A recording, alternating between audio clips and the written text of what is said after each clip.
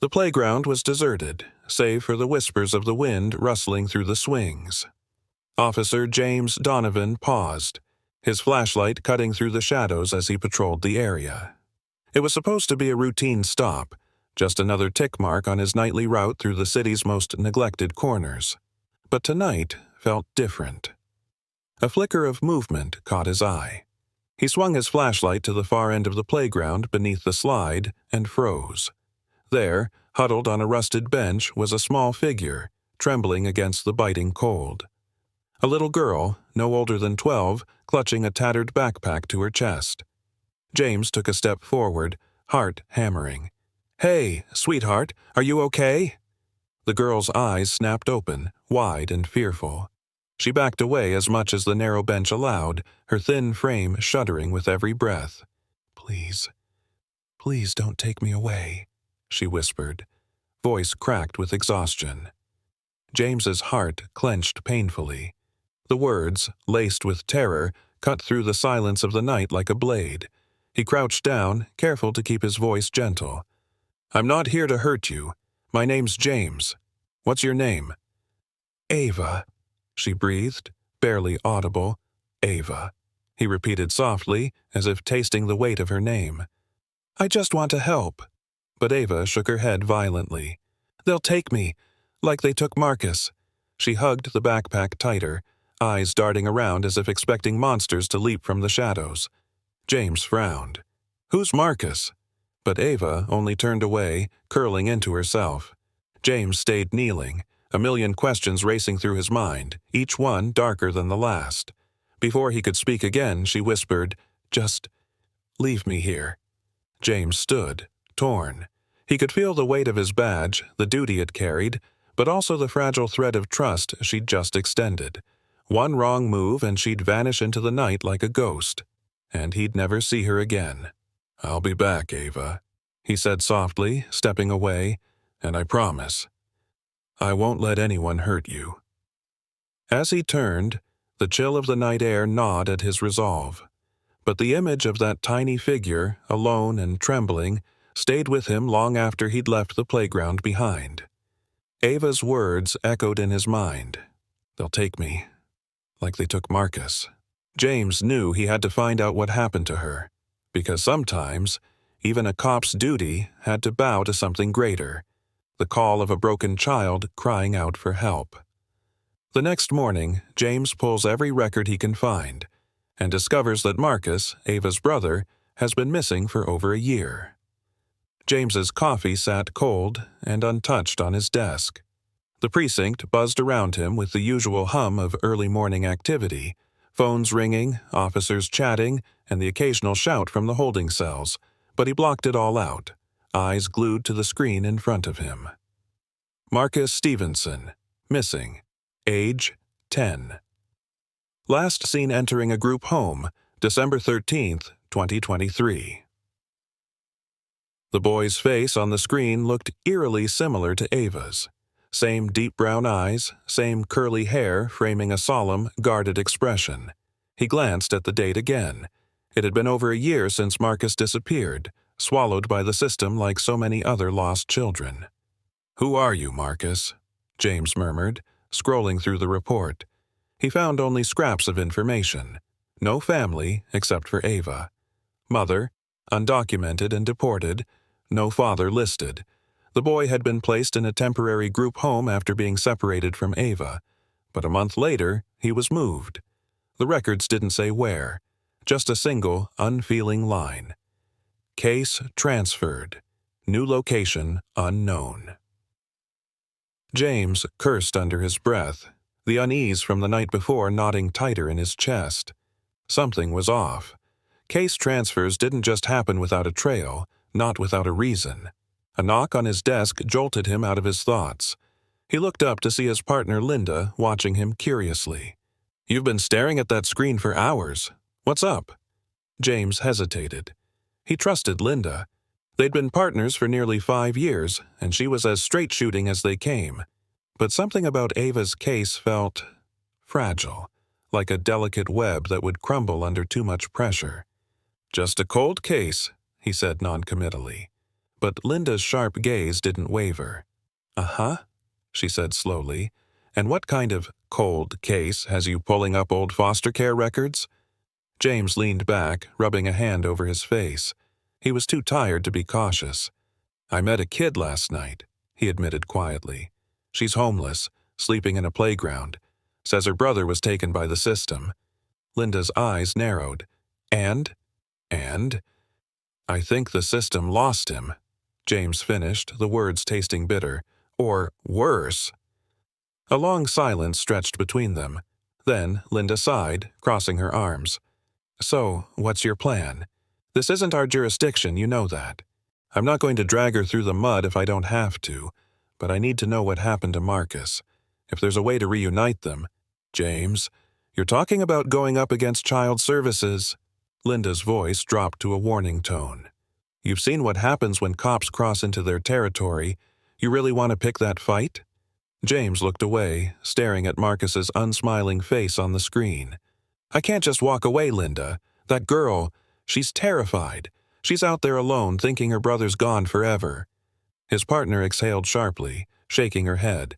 "You're going to get yourself in a world of trouble. You know that?" "Yeah," he said quietly. "But what's one more?"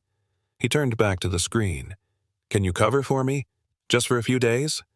Linda muttered something under her breath that sounded a lot like "idiot," but nodded. "Fine, but only because I'm tired of watching you brood." "Thanks, partner." He flashed her a quick, grateful smile. "Don't thank me yet," she grumbled. "You find something ugly, it's on you." James's smile faded as he returned to the report. Something ugly was exactly what he was expecting, and the deeper he dug, the uglier it would get. He spent the next few hours combing through more records, trying to piece together Marcus's trail. It was like chasing shadows. The group home he was placed in had since been shut down. A note buried in a footnote cited substandard conditions as the reason, but no details. New location unknown. That phrase kept popping up again and again. Each time, Marcus seemed to vanish further into the system's murky depths. By lunchtime, James's eyes burned from staring at the screen. He shoved his chair back, frustration boiling over. He needed a lead, someone who could tell him what happened after the case transfer, someone inside the system. An idea struck him. James grabbed his phone and scrolled through his contacts until he found the name he wanted. Carolyn Grant. She was a social worker he'd worked with on a few cases years ago. A tough, no-nonsense woman with a soft spot for lost kids. If anyone knew the ins and outs of child services, it'd be her. The phone rang twice before she picked up. "James Donovan," came Carolyn's brisk voice. "Haven't heard from you in a while. What's the emergency?" James hesitated, choosing his words carefully. "I'm looking into a missing kid. Name's Marcus Stevenson. Went into the system last year. I think he might have been transferred without proper documentation." A pause. Then, "Why are you asking about Marcus Stevenson?" The hairs on the back of James's neck prickled. "You know the name?" Carolyn sighed, her voice dropping. "James, that's not a case you want to touch. Trust me." His grip tightened on the phone. "Why not?" "Because it's buried so deep, you'll hit concrete before you find anything useful. Let it go, James. That boy's a ghost now." James's heart pounded. "I can't let it go. His sister's out there scared out of her mind. I need to know what happened to him." "Then prepare to lose your badge," Carolyn snapped. "You start poking around and you'll make enemies you can't afford. Think about that little girl, James. If you want to help her, the best thing you can do is keep your head down and stay out of it." "No," he said quietly, his voice hardening. "The best thing I can do is find her brother." Carolyn's silence stretched on so long he thought she'd hung up. Then she sighed again, softer this time. "You always were a stubborn one, Donovan." He closed his eyes, relief washing over him. "Does that mean you'll help?" "I can't make any promises, but I'll see what I can dig up, off the record." "Thank you, Carolyn. I owe you." "Damn right you do," she muttered. "If this goes sideways, don't say I didn't warn you." The line went dead. James set his phone down slowly, staring at the screen. The pieces were starting to come together, but the picture they formed was dark and dangerous. He glanced at the clock. Night would fall soon, and Ava would be waiting in that playground, cold and alone. James grabbed his coat, determination burning in his chest. He was in this now, no turning back, and no matter how deep the shadows grew, he would find Marcus, for Ava's sake. That evening, James returns to the playground only to find it empty. Ava's gone. James's pulse quickened as he scanned the deserted playground. The swings creaked in the wind, their empty seats swaying back and forth. His flashlight beam cut through the dark, but the spot under the slide, where Ava usually huddled, was empty. "Ava?" he called softly, voice strained. The silence answered back. Panic surged through him. She was just a kid, alone on the streets. Anything could have happened in the few hours since he'd last seen her. He turned in a slow circle, searching for any sign, any clue. And then he spotted it, a small, crumpled piece of paper pinned under a rock near the edge of the sandbox. Heart hammering, James knelt and picked it up. The handwriting was shaky, letters smudged, but he could make out the words, "Don't look for me. I'll be okay. Ava." James swallowed hard. The note felt like a punch to the gut. Ava had run, and it was his fault. He'd gotten too close, pushed her to trust him too quickly. Now she was out there, somewhere in the city's unforgiving streets. "No," he muttered under his breath, crumpling the note in his fist. "I'm not giving up that easily, kid." Pocketing the paper, he spun around and jogged back to his patrol car. He needed to think. Where would she go? She didn't have money, food, or anyone she trusted. He tried to put himself in her shoes, imagining the fear and desperation she must be feeling. There was only one place that made sense. Somewhere she could blend in, disappear. Somewhere crowded. James's mind raced through a mental map of the area, and then it hit him. The bus station. It was a common spot for runaways. Noisy, filled with people coming and going, and easy to get lost in. She could hop on a bus to anywhere, no questions asked. With a surge of adrenaline, he jumped into his car and gunned the engine. "Please be there, Ava," he whispered as he sped through the empty streets. "Please don't do something reckless."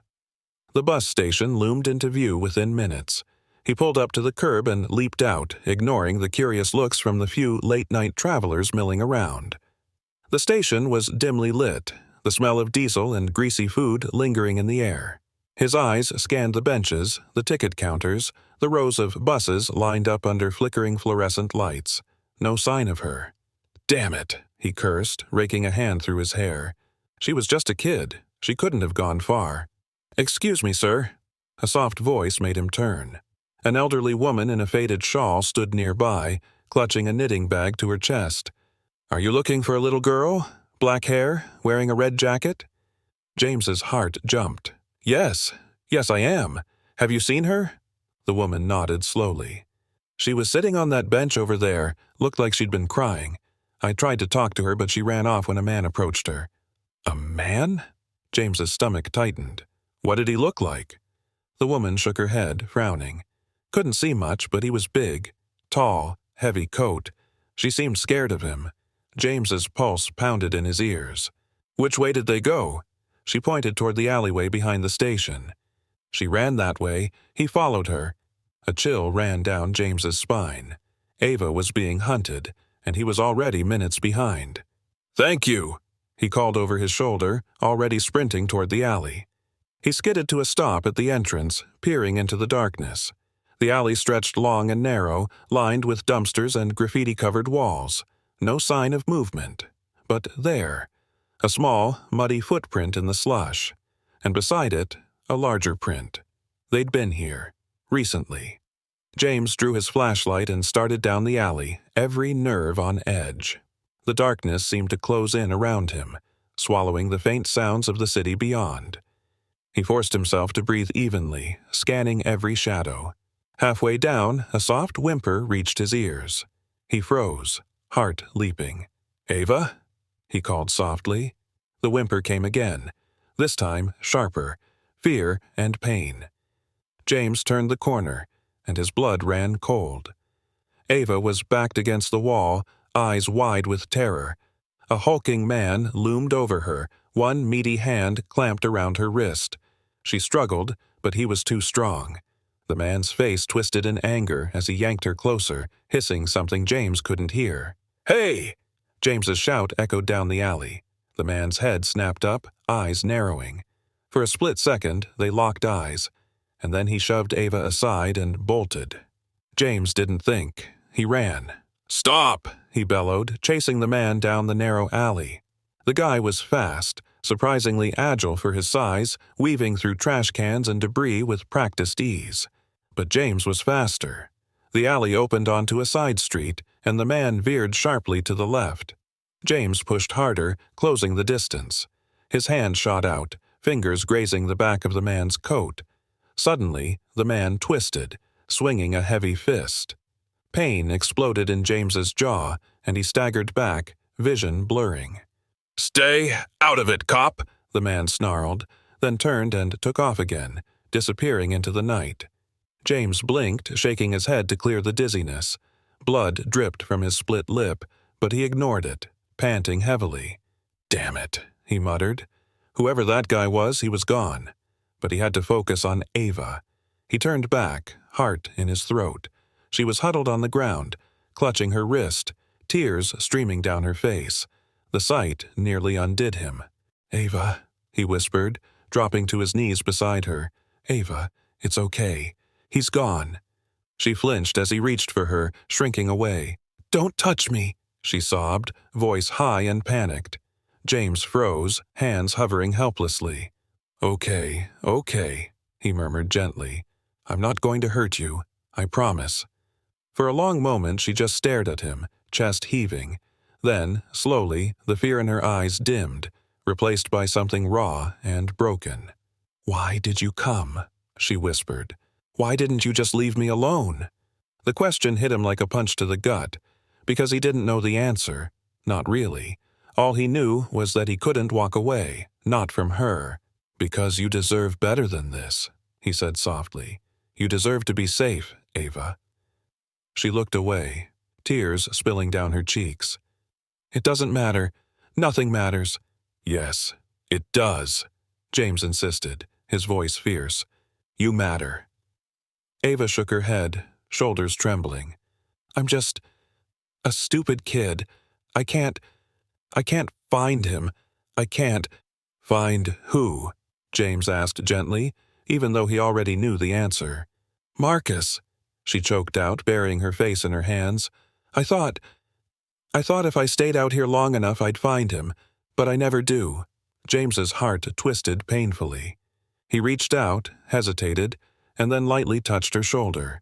"We'll find him, Ava," he promised quietly. "I swear." For the first time she didn't pull away. But as James led her out of the alley, his phone buzzed with a text message. "Back off. This is bigger than you." James stared at the screen, dread creeping in. Whoever was after Ava and Marcus wasn't just a random thug. This was something much, much darker. James's knuckles tightened around his phone as he stared at the screen. The message glared back at him, the words stark and chilling. "Back off.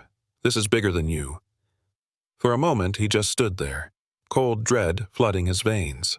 Ava clutched his hand, trembling against his side, her small frame dwarfed by his. He glanced down at her tear-streaked face, the confusion and fear etched into her eyes. The weight of what he'd promised her crushed down on him. "We'll find him, Ava. I swear." He had no choice but to push forward. Whoever was behind this didn't scare easily, but neither would he. James slipped his phone back into his pocket, his expression hardening. "Come on, Ava," he murmured gently. "Let's get you somewhere safe." She hesitated, eyes darting toward the alleyway where the man had fled. But what if he comes back?" "He won't," James said firmly, though his stomach churned with uncertainty. He couldn't guarantee her safety out here, and the thought of leaving her in the system, even temporarily, made his blood run cold. Not until he knew exactly what they were dealing with. "Listen, there's a friend of mine. Her name's Linda. She's going to take you somewhere safe for the night. I need to find out more about what's happening. I won't be long, okay?" Ava's grip tightened on his hand, her eyes widening in panic. "No, you said you wouldn't leave me." James's heart twisted. "I won't leave you. I'll be back. I just have to—" "No!" Ava yanked her hand back, her voice rising. "You don't get it. They'll take me. They'll put me in a group home and—" "Ava," James interrupted gently, crouching down to her level. He placed his hands on her shoulders, holding her gaze. "That's not going to happen. I promise. Linda's not with child services. She's on my side. She'll keep you safe." Ava's lip trembled, doubt and fear warring in her expression, but she didn't pull away. Slowly, reluctantly, she gave a tiny nod. "Okay," she whispered. James exhaled, relief flooding through him. "Good. Now, stay close to me, okay?" Together, they walked to his car. James pulled out his phone and called Linda, his eyes never leaving Ava. "James?" Linda's voice was tense. "What the hell's going on?" "I need a favor," he said quietly. "A big one. There's a girl. Her name's Ava. I need you to take her in, just for the night. Can you do that?" There was a pause, then a sigh. "You're really going all in on this, aren't you?" "Please, Linda," James said softly. "I wouldn't ask if I had another option." Another beat of silence, then, "Fine, I'll text you my address. Bring her over. But, James, this better not blow back on me, got it?" "Got it," he said gratefully. "Thank you." He hung up and glanced down at Ava. "Okay, kiddo, let's get you somewhere warm." The drive to Linda's house was silent. Ava stared out the window, eyes wide and unblinking. James kept glancing at her in the rearview mirror, his chest tightening at the sight. She looked so small, so fragile, so scared. When they finally pulled up to Linda's modest two-story house on the outskirts of the city, Ava shrank back into the seat, her gaze darting nervously around. "It's okay," James murmured. "You're safe here." But Ava didn't move until the front door opened and Linda stepped out, bundled in a heavy coat. She was short and solid, with sharp eyes and a no-nonsense expression. But when she saw Ava, her face softened. "Hey there, sweetheart," Linda said gently, crouching down beside the car. "You must be Ava. My name's Linda. I'm a friend of James's." Ava stared at her, wide-eyed and wary. But Linda's smile was warm, genuine, and after a long moment Ava finally nodded. "Why don't you come inside, huh?"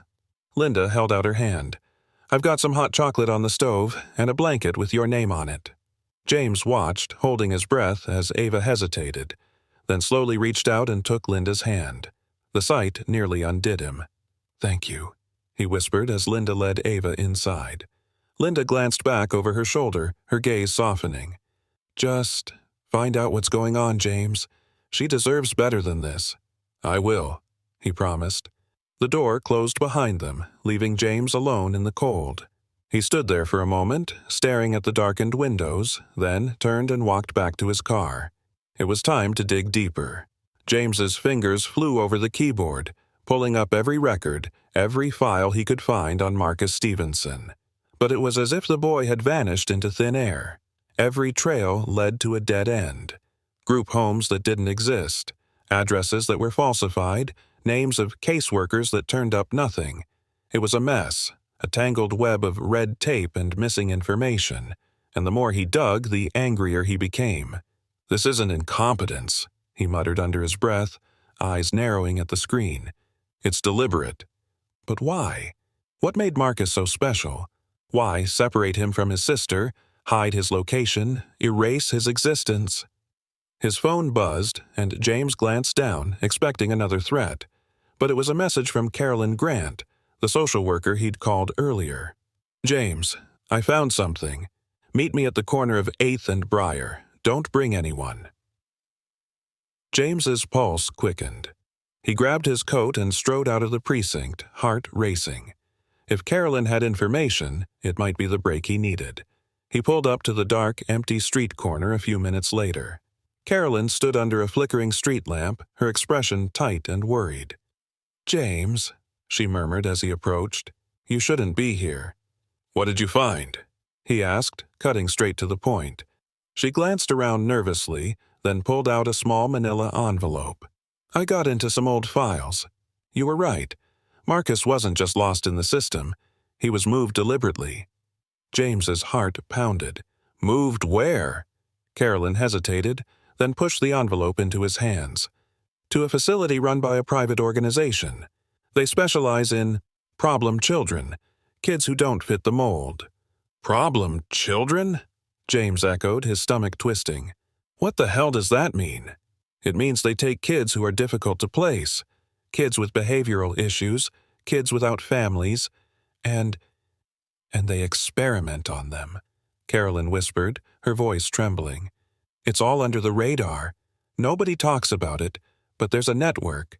And Marcus, he was flagged. James stared at her, disbelief and horror swirling through him. Experiment? You're saying they use these kids for tests, James, she whispered. Psychological, medical. I don't know the details, but it's bad. Real bad. The ground seemed to tilt under James's feet. He clenched the envelope in his fist, anger burning through him. Where is he? Carolyn shook her head, tears in her eyes. I don't know, but the organization, they're powerful. If you go after them, they'll come after you. I don't care, James growled. Tell me who they are. She hesitated, then whispered a name. Crescent House. James's blood turned to ice. I'm sorry, James, Carolyn whispered, but if you go after them, they'll destroy you. As James stands there, reeling from the revelation, his phone buzzes again. Another message. Crescent House is just the beginning. Stop now, or you and the girl won't survive the night. James's hand tightened around his phone, fury and fear clashing in his chest. He was in way over his head, and now there was no turning back. James's hands shook as he sat in his car, staring blankly at his phone. The message glowed ominously in the dark interior, the threat clear and immediate. Crescent House is just the beginning. Stop now, or you and the girl won't survive the night. He'd expected pushback, but this was on another level. He wasn't just dealing with a corrupt system or a few bad actors. This was an organized, powerful entity willing to go to extreme lengths to protect its secrets. Buzz, what does Crescent House want with children like Marcus? James felt a wave of nausea roll through him. He couldn't even begin to imagine the horrors these kids might be facing, what Marcus might have endured in the years since he was taken, and now they were after Ava, too.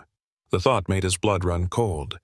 He couldn't let them get to her. He'd promised Ava that she'd be safe, that he'd keep her from being swallowed by the same darkness that had taken her brother. His phone buzzed again, shattering his thoughts. Still chasing ghosts, Donovan? The number was blocked. Time's running out. Walk away. Anger surged through him, hot and fierce. He clenched his jaw, shoving the phone into his pocket. They wanted him to back off, to be too scared to dig deeper, but all they'd done was throw gasoline on the fire. He wasn't going anywhere. Damn it, he muttered, slamming his fist against the steering wheel. He had to move fast. He had to get Ava somewhere safe, somewhere they couldn't find her. But where? His thoughts turned to Linda. She was trustworthy, no question, but even she wouldn't be able to protect Ava from an organization as powerful as Crescent House. They'd track her down in hours, if not minutes. He needed to think outside the box, and fast. Then it hit him. There was one place, a place off the grid, out of reach from any system or bureaucratic oversight. But it was a risky move, one that could cost him his job and Ava her future. Do I really want to drag her into this mess? James glanced at the dashboard clock. Midnight. He was running out of time. Decision made, he yanked his phone back out and dialed Linda's number. She answered on the second ring, voice tight with worry. James? What's going on? I need to pick up Ava, he said bluntly, cutting to the chase. What? Why? It's the middle of the night. I can't explain right now, but she's not safe, Linda. Not there, not anywhere. He took a deep breath, forcing himself to stay calm. I have a place I can take her, just for a few days, until I figure out what we're dealing with. Linda was silent for a long moment. When she finally spoke, her voice was soft but firm. "James, you're scaring me. What's going on?" James closed his eyes. "I think someone's after her. Someone dangerous." "Like who?" He hesitated, then said quietly, "Crescent House." A sharp intake of breath. "Jesus, James! Crescent House? Are you insane?" "Probably," he muttered, "but I don't have a choice. Please, Linda, let me take her." Another long pause, then a weary sigh. "Fine, but you'd better know what you're doing." "I don't," he admitted softly, "but I'm not going to let them hurt her. I'll get her ready. Just be careful, okay?" "Always," he promised, then hung up. He threw the car into gear and peeled out of the parking lot, tires screeching. His mind raced as he navigated the empty streets, heart pounding in his chest. This was reckless, insane even. But there was no turning back now. The safe house. It was a cabin, buried deep in the woods on the outskirts of the city. It belonged to an old friend, a former cop who'd walked away from the force after a scandal that nearly cost him his life. Frank Donnelly. James hadn't spoken to him in years, but if there was one person who could keep Ava hidden, it was Frank. The cabin was off the grid, unlisted and isolated. Even if Crescent House had eyes all over the city, they'd never find her out there. At least, I hope. When he pulled up in front of Linda's house, his heart twisted at the sight of Ava standing on the porch, clutching her backpack like a lifeline. Her face was pale and drawn, eyes hollow with exhaustion. But she didn't cry. She didn't say a word. She just looked at him. "Come on, kiddo," he murmured gently, opening the passenger door. "We're going somewhere safe." Ava hesitated, glancing up at Linda. The older woman gave her a reassuring smile. "Go on, sweetheart. James will take care of you." Ava nodded slowly, then climbed into the car. James caught Linda's eye, nodding his thanks. "Be careful, James," she murmured. "And if you need help—" "I'll call," he promised, "but I'll be okay." He didn't believe it for a second. But what choice did he have? As they drove through the city, Ava was silent, staring out the window. James kept glancing at her, heart aching. She looked so small, so lost. He wanted to say something, anything, to reassure her, but what could he say? Finally, after what felt like an eternity, she spoke.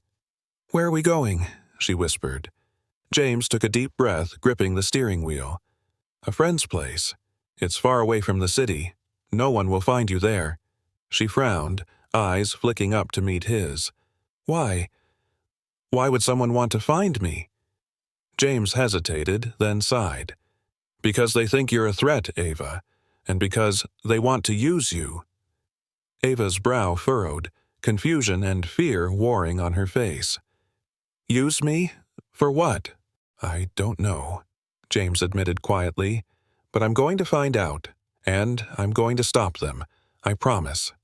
She stared at him for a long moment, then nodded slowly. "Okay." The rest of the drive passed in tense silence. James's mind raced, trying to plan his next move. He'd have to get off the grid, no more using his badge or precinct resources. If Crescent House was as powerful as Carolyn suggested, they'd have access to everything.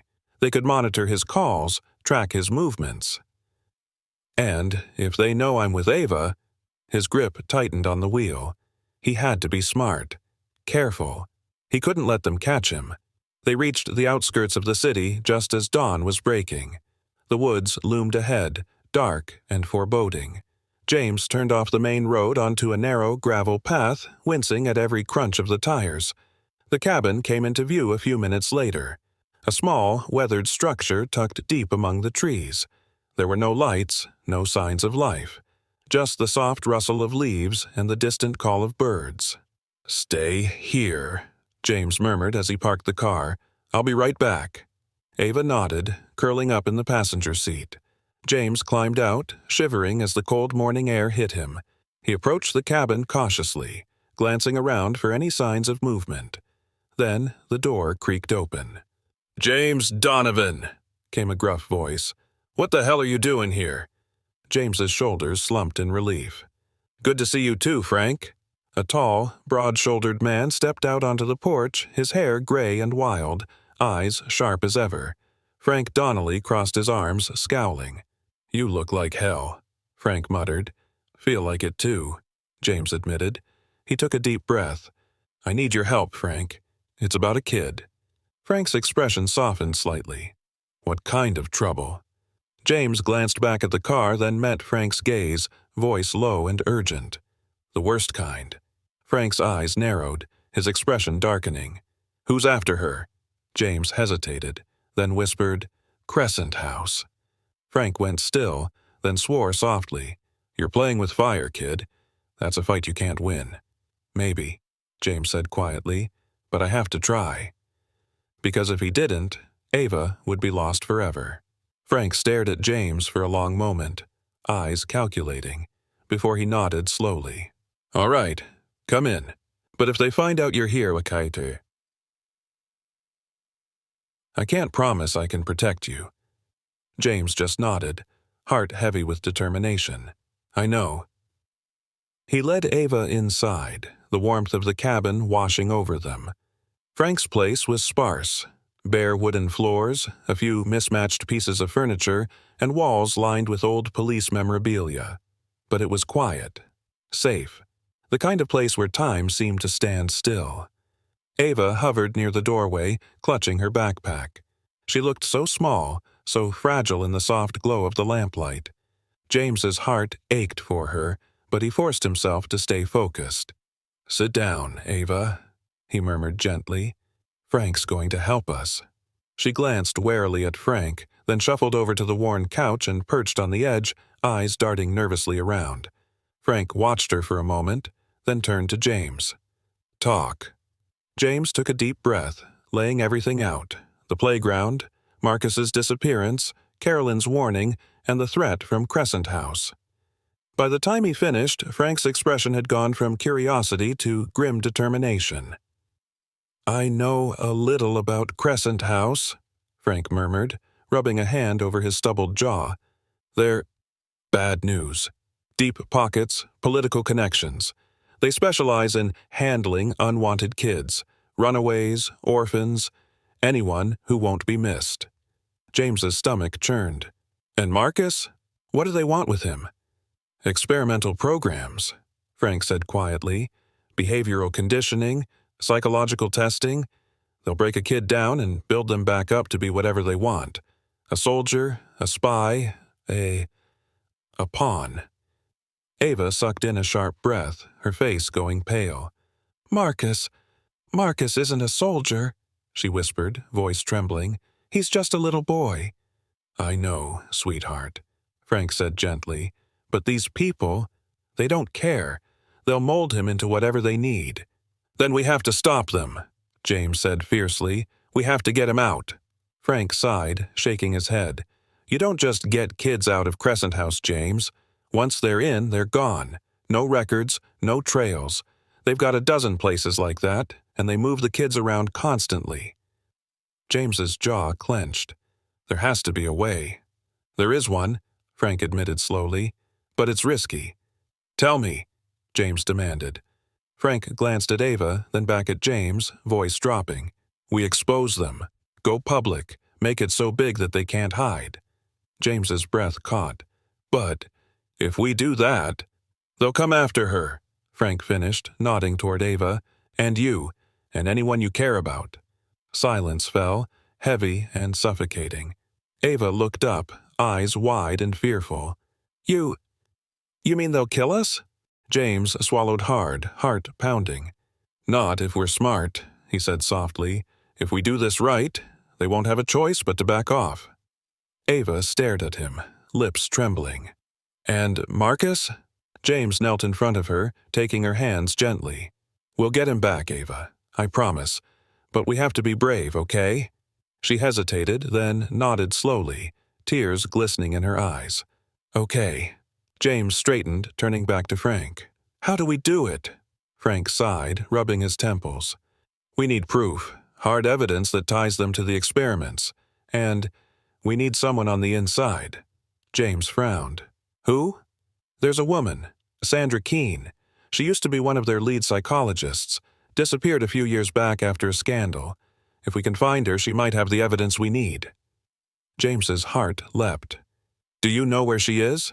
"No," Frank admitted, "but I know someone who might." The next few days were a blur. Frank made calls, pulling every favor he had left, while James kept Ava hidden, the weight of each passing hour pressing down on him. Finally, on the third day, they got a lead. "Keene's in a safe house," Frank announced as he hung up the phone. "Out in Chicago. She's been laying low, but if we can get to her, we can blow this wide open." James finished, adrenaline surging through him. "Let's go." Frank shook his head. "I'll go. You stay here." "No way," James snapped. "I'm not letting you take this risk alone." "James, listen to me," Frank said quietly. "If they find out where Ava is, she's done. You have to stay with her. Keep her safe." James's gut twisted, torn between duty and fear. But Frank was right. He couldn't put Ava in any more danger, not after everything she'd been through. "Fine," he muttered reluctantly, "but call me the second you find her." Frank nodded, clapping him on the shoulder. "You've got it." As Frank left, James turned to Ava, forcing a smile. "We're almost there, kiddo. Just hang in a little longer, okay?" Ava nodded slowly, but her eyes were shadowed with fear. What if it's too late?" "It's not," James said fiercely. "I won't let it be." But as the hours dragged on, doubt gnawed at him. Frank should have called by now. Something was wrong, terribly wrong. Finally, his phone buzzed. "James, they're onto us. Get out now!" James's blood ran cold. He grabbed Ava's hand, heart racing. "We have to go," he said urgently. "Now!" "Why?" Ava asked, panic rising in her voice. "What's happening?" "They found us," James whispered, yanking open the back door. "Get to the car! Go!" But as they burst outside, headlights flared in the driveway. Black SUVs roared up, engines growling. Ava screamed. "Run!" James shouted, shoving her toward the woods. A figure stepped out of the lead SUV, tall and menacing. "Going somewhere, Officer Donovan?" James froze, dread flooding through him. He knew that voice. The man stepped into the light, a cold smile curling his lips. "Chief Alston." "Chief?" James whispered, stunned. What are you doing here?" Alston's smile widened. "Cleaning up a mess." James's heart pounded as the truth hit him. "You're with Crescent House?" "I am Crescent House," Alston corrected softly. "And you've been a very naughty boy, James." James backed up slowly, keeping Ava behind him.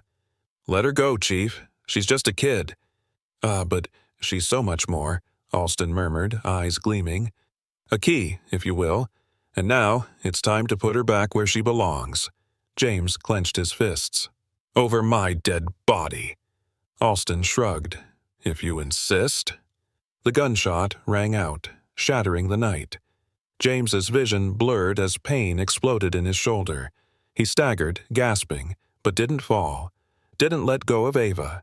"James!" she screamed, eyes wide with horror. "Run, Ava!" he choked out, shoving her toward the trees. "Go!" But she didn't run. She dropped to her knees beside him, tears streaming down her face. "I won't leave you!" Alston sighed, shaking his head. Touching, but futile. He aimed the gun again, finger tightening on the trigger. A shot cracked through the air, and Alston jerked back, eyes widening in shock. Blood bloomed on his chest. "Hands off, you bastard!" James blinked through the pain, struggling to focus. A figure stepped out of the shadows, gun smoking. "Frank!" James gasped. Frank lowered his weapon, face grim. "Told you I'd be back." The rest was a blur. Shouting, chaos, and then silence. When James finally woke, Ava was curled up beside him, clutching his uninjured arm. Frank hovered nearby, expression tense. "You did it, kid," Frank murmured softly. "It's over." James swallowed, throat raw. "And Marcus?" Frank's smile was tired but genuine. "We found him. He's safe." Relief flooded through James, hot and overwhelming. He pulled Ava closer, tears stinging his eyes. "We're free, kiddo," he whispered. Ava looked up at him, eyes shining with hope. "Really?" "Really," he said softly, smiling through the pain. "We're going home." And for the first time in what felt like forever, Ava smiled. 6 months later, the story broke. Crescent House was exposed, its leaders arrested, and the children, the lost, the broken, were set free. Ava and Marcus were reunited, starting a new life together under James's watchful eye. The scars would take time to heal, but they were strong, resilient, survivors. As for James, he walked away from the force, choosing a new path, one of advocacy and reform, dedicated to making sure no child ever disappeared again, because sometimes justice wasn't about the law, it was about doing what was right. Thanks for watching. If you enjoyed this story, make sure to like, subscribe, and hit the notification bell so you never miss an update. Let us know your thoughts in the comments, and if you have any suggestions for more stories like this, we'd love to hear them. Share this video with friends who might need a little inspiration today. See you in the next one.